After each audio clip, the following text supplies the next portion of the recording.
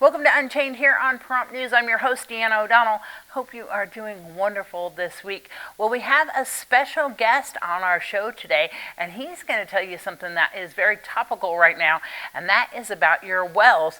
I know mine froze this morning, so we're going to find out about the Private Well Owners Association. We're going to talk about wells when we return. Sponsored by 123 Handyman, Yard Cleanup, Yard Maintenance, and so much more. Give them a call at 775-253-8066. We will leaf you. And I'm here with my guest, Budd Watkins from the Private Well Owners Association. Tell me about the group.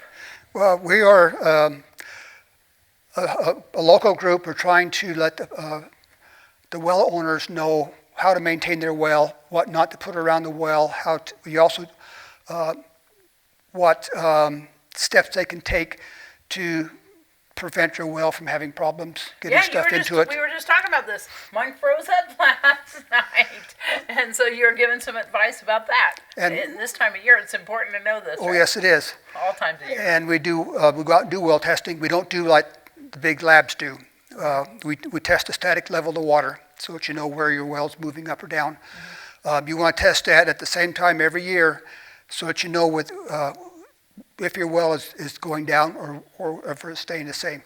Also, we test for arsenic, though I've never seen any problem with arsenic here. We test for hardness and we test for nitrates. Yeah. I had mine tested, and I have very, very hard water. Yes. I put a filter on it, and I was getting another neighbor behind me drilled a well, and I had a whole bunch of like white stuff that came up through my faucets and everything, pretty much like just corroded everything. And I put a filter on it. I can't get the filter off now. Oh. Because I think it's so corroded, right? Well, it could be. I run my water through a zero filter, and it literally brings it down to zero. Oh, wow. And when it hits 8 parts per million, you replace it. Wow. So as far as the well owners, besides you have advice for them, you also kind of have like a political, voice right here in town. Yes. We had sent a letter disagreeing with have them moving water from Nye County into Clark County for the solar farms. And actually, because how much water solar farms use all over, we're pretty much against that, because it's taking our water that we live on and giving it to somebody else who does not live here to earn money. How long has the group been established? Like, how long have you guys been together? I've been with it since 2021. I think it was established a little bit before that. Mm-hmm. I don't know the exact starting date. Mm-hmm. When I came here, a neighbor told me about it, and since I've never dealt with a well, I figured maybe I should learn. Let's talk a little bit about your mission. Our mission is to let the well owners how to maintain their water, how to save water, what things they can do to ensure that their wells, the water stays safe, and also to let them know that their water is safe to drink, and steps to not contaminate their well, which is easy to do because a lot of people store stuff in their well house that chemicals should not be in their well house. You ever think about that stuff, right? No, you don't. Do you recommend wrapping the well or well house? Tell me about that. And why is that important? I've insulated my well house, the walls, and also the pipes, because we get chilly here. I mean, it's Pahrump and it's 110 in the summer, but it was 22 this morning when I got out of bed. Yeah. See, that's why mine froze. And last year it was in the teens. Yeah. So it's important to make sure you have water. It's even more important that you don't break a pipe. Yeah. Yeah. And why? because it's going to be expensive to replace. Exactly. And also wasting water, right? Yes. Yeah, I hear a lot of phone calls over the scanner of people who are out of town, and the neighbors have called because there's water leaking all over the place, and the people are out of town. Yes. We have people here who don't typically live in their homes all the time, and it's kind of like a vacation home. And so I've heard those calls. It's amazing to me that the sheriff's office go out there and help out, though. The Sheriff's Department here seems to be very, very helpful in keeping the community functioning. Yeah. I'm quite impressed with the law enforcement here. Yeah. I've not had any contact with them, fortunately, but what I've seen has been good. I gotta say, you're a Marine. Thank you for your service. Oh, you're very welcome. Yeah, it's fantastic. They do a really good job at that, and all the neighbors who call and let people know what's going on with their wells. What are you seeing that's kind of something that really stands out about the Well Owners Association and wells here in town that have improved, or we should be concerned about? I have not seen anything real bad other than the fact that the water is creeping down. With increased population, that's kind of expected. The well owners themselves have been we do cloud seeding. We approve cloud seeding because there's a lot of mountains between the ocean and us, and they all go north-south, so they're pulling whatever water they can out until it gets here. Yeah. And as soon as it gets here, I just soon take it all out and let those west of us worry about themselves. When I really researched and did stories on cloud seeding, I really discovered what it was really about. And then there's people who don't know what it's about, and then you do know what it's about. And recently there was some stories, some Vegas media did a story about it as well, and I thought it was really good that they're really letting people know the process of cloud seeding and what it really is, and that it's not contaminating your water and things like that. The streams you see in the sky, that's not chemicals. Yeah, those aren't chemtrails. having spent several years working in aviation, it's just condensed water. Condensation trails. Yes. I gotta say, I'm really pro cloud seeding as well because it really does help, and it really has helped. I mean, when you talk to the scientists about it, and I have talked to the scientists about it, and it's natural. I mean, they're putting the sodium iodide. Iodine into it, and it has to be a certain direction that the clouds are going in a certain. It has to be very specific for them to be able to do it. And it seems to be helping, though. Yes. They said about 10% more, I think it was. About that, I keep looking at Mount Charleston and making sure, I wish it was a lot wider this year than it has been. Yeah. Because that's where a lot of Pahrump water comes from, is Mount 100%. Charleston. Yes.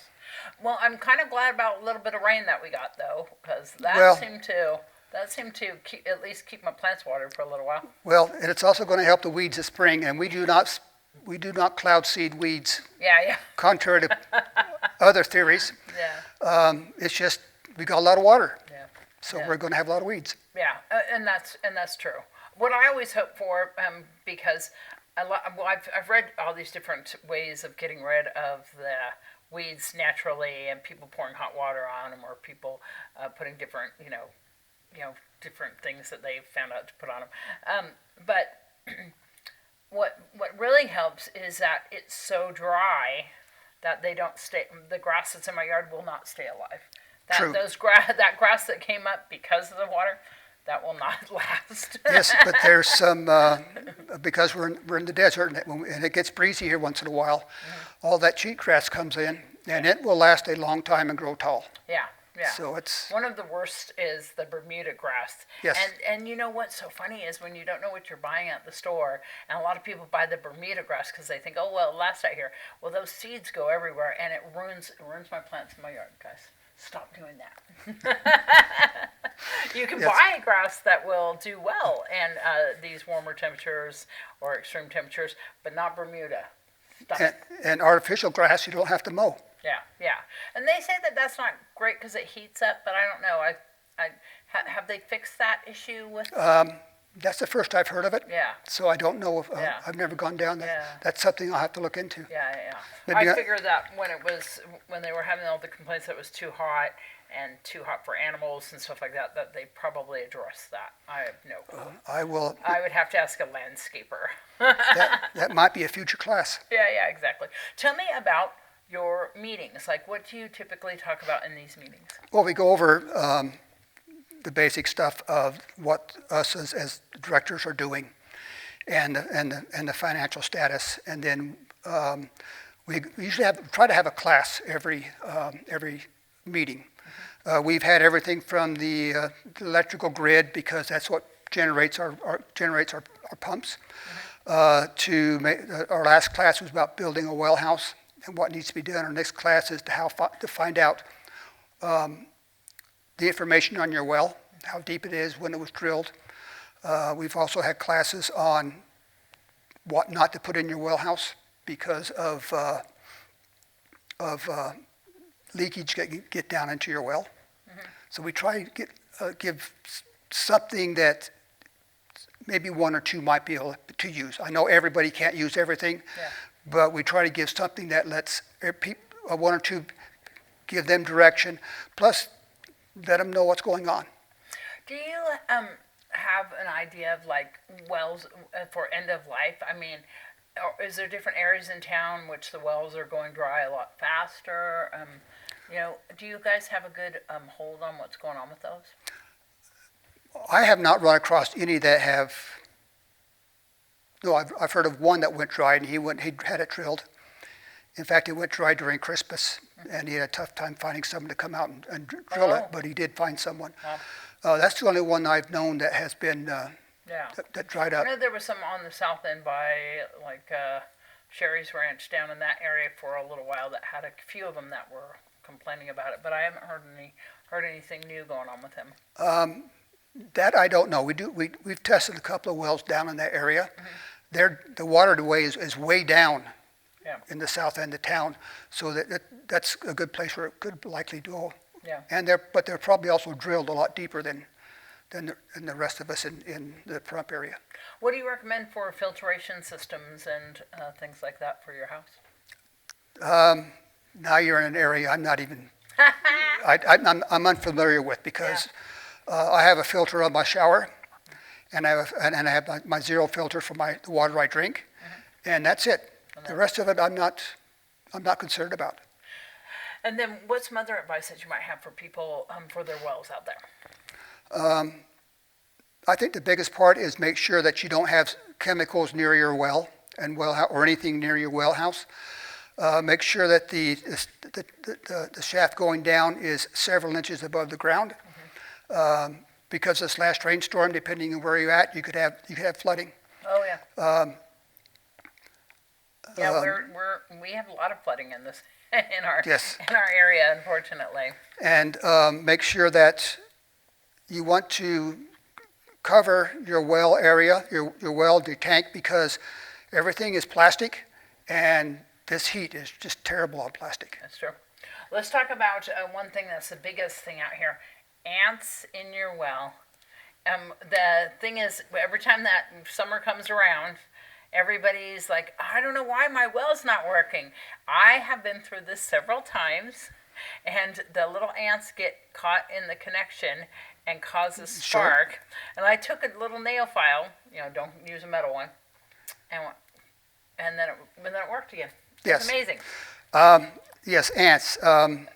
You can wrap the square D, which is the gray square box that controls the water going to and from the pressure tank, and you can maybe spray just around it, but make sure you don't overdo it, or wrap a towel around it, and that will help get it out. And I put some of that Ampro little pellets around. You don't have to do a whole bunch. I put a couple of those around, and just spray a little bit to get rid of the immediate ones. But I'm always shocked on how many times, and you will see it all the time on social media. I don't know what happened to my well. It just stopped working, and everybody's like, ants. Yes. It's ants. Well, they need to drink too. Yeah. And so that's as close usually for I some of was them. shocked Plus, when somebody told me, and I looked in there in the connections, and there was a little ant body right in the connection. I was like, cannot believe this. Yes. So far, I've dodged it, but Yeah. I probably have jinxed myself now. Oh no. Well, as long as you keep it, well, because you have a well house. I don't even have a well house. I have to get a well house. I'm gonna have to get that done. And so, yeah, I mean, it doesn't have to be a huge thing. We just right over the top of it. But you have a pretty elaborate, right, with all the insulation and everything. I have an 8x8 well house, and all it has in it is the pressure tank and all the tubing that goes with it. I probably shouldn't say this, but my well is 100% solar. So I've also got backup batteries inside the well house. Because if the power goes out, you need water, and I don't want to be without. I can deal without power. Yeah. I'll find a way to cook food.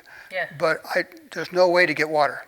So I decided to take the jump and make mine solar. Yeah. Yeah. Well.